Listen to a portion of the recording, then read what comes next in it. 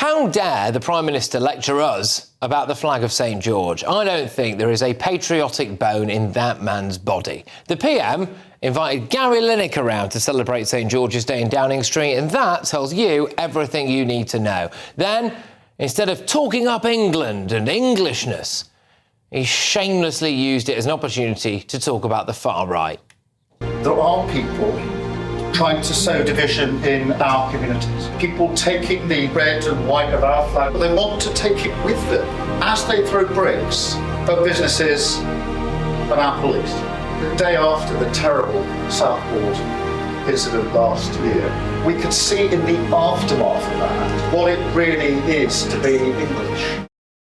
Why on earth would you bring up Southport during a St George's Day message to the nation? While we're on that though, Prime Minister, English people have every right to be very angry about the son of Rwandan immigrants who was on a prevent watch list slaughtering young girls. They also have a right to be very angry about hotel after hotel being used to house illegal immigrants and fundamentally changing the culture and way of life in small English towns. Keir Starmer used to want to abolish the monarchy. I often used to propose the abolition of the monarchy.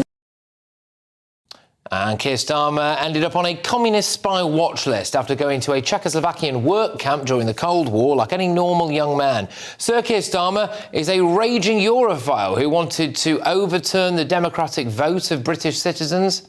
It's right that Parliament has the first say. It's right that Parliament has the first say. But if we need to break the impasse, our options must include campaigning for a public vote, and nobody is ruling out Remain as an option. The Prime Minister has surrounded himself with some very strange people. His great mate, Lord Hermer, has represented a man who facilitated the 9/11 terror attacks. He's represented Gerry Adams. One of his other top mates is the lawyer for Mauritius over the Chagos Islands fiasco. Philippe Sands even attended the raising of the Mauritian flag on sovereign British territory. Starmer himself was happy to represent the now-banned terrorist organisation Hizb ut-Tahrir in their battle to be declassified as Islamists in the ECHR. Starmer spoke about reclaiming the flag in the wake of the summer disorder. The only flags I saw at those protests on the night of the far-right riots that never happened were Antifa, the Socialist Workers' Party and Palestine. Does he prefer those flags? Would any true patriot take the knee for Black Lives Matter? No proud Englishman would willingly end legal immunity for British veterans and allow them to be prosecuted for things that they may not have even done during the Troubles. How dare he stand in front of these? I mean, sorry as well. I mean, just look at that. Now, lastminute.com or what? Do you not think it looks a little bit like he's just sent someone out to Asda at the last minute? Just, right, we need something on the mantelpiece here. You know, where's the massive flags, eh? I mean, how dare he stand there and try to claim that he is a patriot? We all know what his type think of salt of the earth, hard-working, flag-loving, white van-driving English people. And here's an example of it. Emily Thornberry, just mocking ordinary patriotic Englishmen and women. You know, but the rot runs deeper on the left. Sadiq Khan produced a video on St George's Day in which he made references to Ukraine, refugees, trans, diversity, and the so-called problem with populism. I mean, should we just take a second to compare that to this? Happy St George's Day. England is a great nation, a great people. This royal throne of kings, this sceptred isle, this earth of majesty. We few, we happy few, we band of brothers. England expects that every man will do his duty. That's how you do it, isn't it? Left-wing hacks like Kevin Maguire from The Mirror doing the obligatory tweet about how St George was Turkish and if he were alive today, we wouldn't let him into Britain. Rubbish. If St George was alive, of course we'd let him in, even if he came on a small boat. We've let about 2 million people into Britain in the last couple of years. We let everyone in. I think England is the best country in the world. I think English culture and our way of life is worth protecting. I think it's worth fighting for. and I will not take lectures from a Prime Minister who, in my view, has spent his entire life trying to tear it down. Us blokes hate talking about a little thinning up top, and many of us settle with that balding look, but that wasn't for me, and that's why I went to Elite Hair, the world's leading hair loss clinic, and now I've had over 4,000 new hairs added to this barnet, and very soon I'm going to be rocking some brand new flowing locks. And you can too! So how does it work? Step 1, I sent the team a set of photos of my head. Step 2, I then spoke to one of the Elite Hair staff who looked through my photo submissions and worked out a treatment plan for me. Step 3, Elite Hair then organised accommodation and the treatment. I was at their state-of-the-art treatment centre in Istanbul, and their incredibly kind staff took me through the process, and before I knew it, I was in surgery. Elite Hair and their leading medical experts have specialised in pain-free treatments using the sleep deep method, and they really mean that. I felt incredibly relaxed the whole time, and I haven't felt any pain since. Check out Elite Hair using the link in the description. When you do, Elite Hair will provide you with a free personalised hair analysis. Then you'll join over 100,000 happy patients. Hit that link and start your hair growth journey like I did today. Let's get thoughts from my panel this evening. We've got the Director of Popular Conservatives, Mark Littlewood. We've got businessman and activist Adam Brooks, and we've got broadcaster Nina Mishkov. Look, Mark, I thought Keir Starmer, to be honest with you, I thought it was a bit rich him standing up there and banging on about patriotism. Does he know the meaning of the word?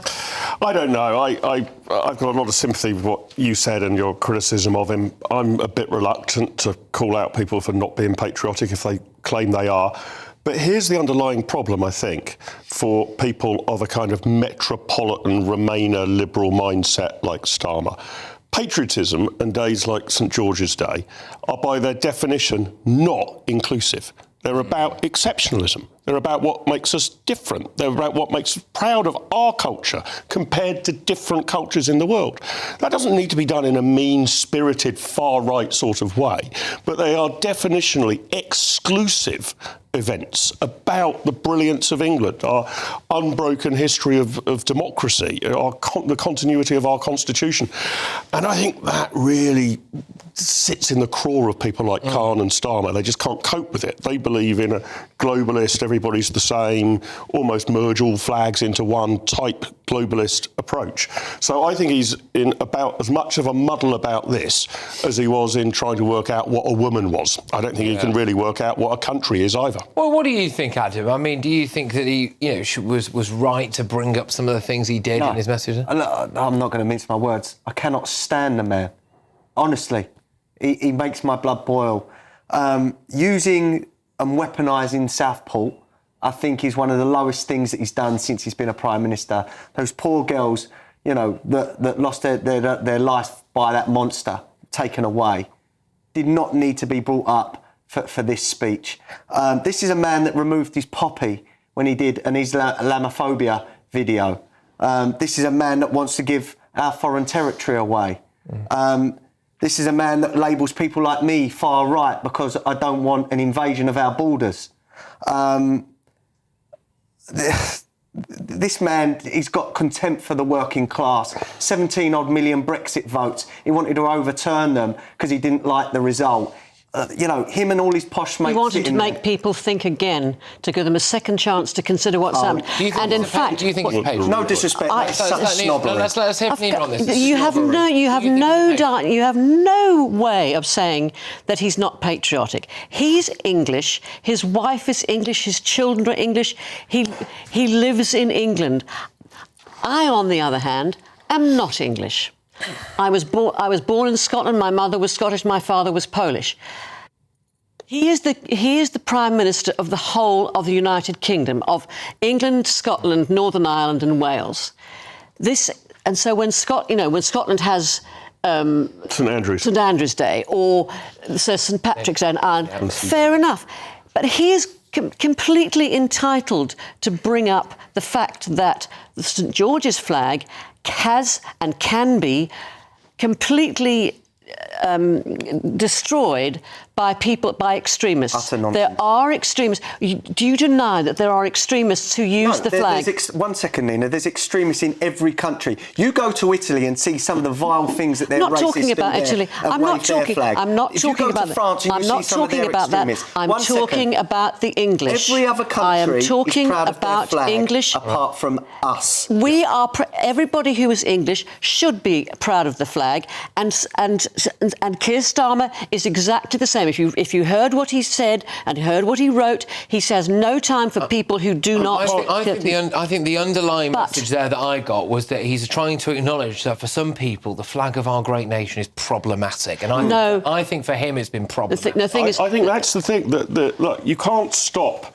marginalised extremist groups using a particular coloured piece of fabric. You can't stop in any country. But it does happen. But yeah, of course it happens. It happens everywhere. Well, but then he's allowed to call it out. Well, of course, but what the way to deal with that is you overwhelm them by it being in absolute standard common use. That it would be as normal in England to go round and see a St George's flag flying from somebody's house as it would be to see the Stars and Stripes in America. Why shouldn't there be a Union Jack? Why not a Union Jack? No, either, that's fine. But no, there's a difference between the Union Jack and the St George's flag. Your Englishness or your Britishness. No, there's a difference. There's a complete. One second. But nobody riots with a Union Jack. Well, I mean, the NF used to have the Union Jack as their emblem. So, I mean, you can keep nicking flags. But as you pointed out from Emily Thornbury's tweet... Yes. You know, over a decade ago. But there is this sort of... It to me, epitomises this sort of rather lofty, sort of sneering OK, she was... I thought it was snobby. I thought that was snobby, but it's over a decade ago, and surely she's learned a lesson by now. George's flags and the Union Jack. Do I look at, say, the Irish flag and think IRA? No, I don't. OK? And I think he's doing that, it's obvious. But if going back to referendums, I honestly think if there was a national referendum on this, is Keir Starmer patriotic? I reckon 25% might say yes, and that'd be all the unions, all the people, you know, in the NHS and all the people that That's nothing to do with it. Nina, his track record and the company that he keeps would indicate strongly that he's not actually very patriotic. No, I disagree. Lord Hermer, representing some of the biggest wrong-uns in the world. That's what lawyers do. It's like surgeons. You don't necessarily choose your patients or your clients. The flag of Mauritius on British sovereign territory, supposedly a great mate of Keir Starmer. There is a pattern. There is a... What do you think they talk about if they're in the same legal chambers and they've known each other all that time, why not? He knows he's a very good lawyer. But lawyers have to take different cases. They don't necessarily believe... Look, somebody who defends a murderer does not condone murder, for God's sake. I mean, let's get a bit more sophisticated about this. Very simplistic, this argument. The bit that Starmer would struggle with is if you said to him, tell us about English exceptionalism over the centuries. Of course he would. Of course he would. Of this. Now, Robert Jenrick nailed that. Churchill, Nelson, Newton, Bentham, the Industrial Revolution. Exactly. Ponting, you know. Look, Jeff Hurst. You're turning it into jingoism. That's not jingoism. It is absolute jingoism. Isaac Newton. No, but William Shakespeare. No. What you are an Englishman to be proud of. Everybody should be proud of it, but when it spills over into I said that spilled over. It does spill over. Liking Nelson and Churchill and William Shakespeare. The thing is, you're going back in history. You're not. That's what our country is. Yeah, but the country has a future too. Going back over the history. It's a celebration of where we've come from. No, it's not necessarily. It's a celebration of sheet of paper. Okay, where we've come from, but who we are, and that's who we are as people. You can, if you actually. I'll say one thing. Right? Keir Starmer is a self-confessed socialist. I do not believe socialists can be patriotic. That's ridiculous. That's utterly ridiculous. That's like... I've never met a socialist that wants the country to be better. I actually think socialists can. I'm not sure Metropolitan Liberals can. He is working his socks off. Bloody hell, try to make the country as best it can be. You'd expect the Prime Minister to work his socks off. All right. Come on. This is ridiculous. A robust discussion. No doubt plenty of people watching this will think, well, look, what he did there was lovely, and it was a great idea to have Gary Lineker around to help bring in St George's Day. And Rob Beckett. Yeah. Oh, what a big name. No, I'm not saying a big... You're saying no Gary... disrespect to Rob Beckett, he's a funny guy. Because he might be about to prosecute after them, but you don't know. I mean, for heaven's sake. All right. Fair enough. Sorry, all right. All joking aside, I'm sure Keir Starmer's not about to prosecute half of all of our war veterans. Right.